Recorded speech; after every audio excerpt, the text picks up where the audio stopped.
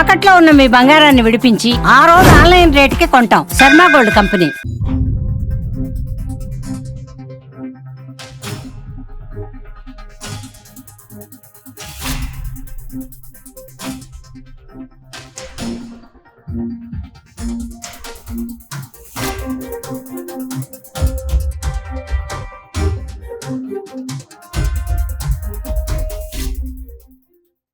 మిత్రులందరికీ నమస్కారం.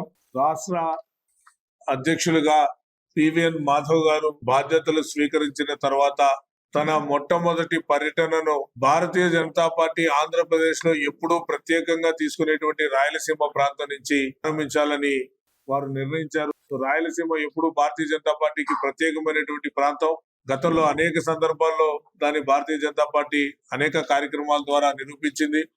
ఈరోజు రాష్ట్ర అధ్యక్షుల యొక్క పర్యటన మరొకసారి రాయలసీమ ప్రాంతంలో పెట్టడం నిజంగా రాయలసీమ వాసులందరికీ కూడా హర్షదాయకమని నేను మీకు తెలియజేసుకుంటున్నా.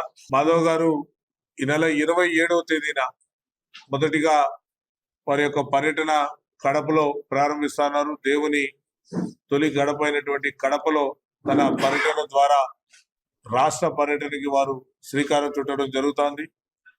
27వ తేదీ కడప, 28 నంద్యాల, 29 కర్నూలు, 30వ తారీఖున అనంతపురం, 31 సత్యసాయి జిల్లాల్లో మొదటి విడతగా ఈ 5 రోజుల పాటు 5 జిల్లాల యొక్క పర్యటన వారు ప్రారంభిస్తా ఉన్నారు.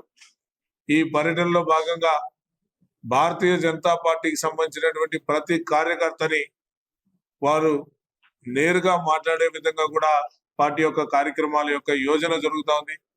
అదేవిధంగా ఈ ప్రాంతాల్లో ఉన్నటువంటి సమస్యల్ని వారి దృష్టికి తీసుకెళ్లడం కానీ, లేదు ఈ ప్రాంతానికి చేసినటువంటి అభివృద్ధి కార్యక్రమాలు వాళ్ళు తెలియజేయడం కానీ, ఇవన్నీ కూడా వారి పర్యటనలో ప్రారంభమవుతాయి.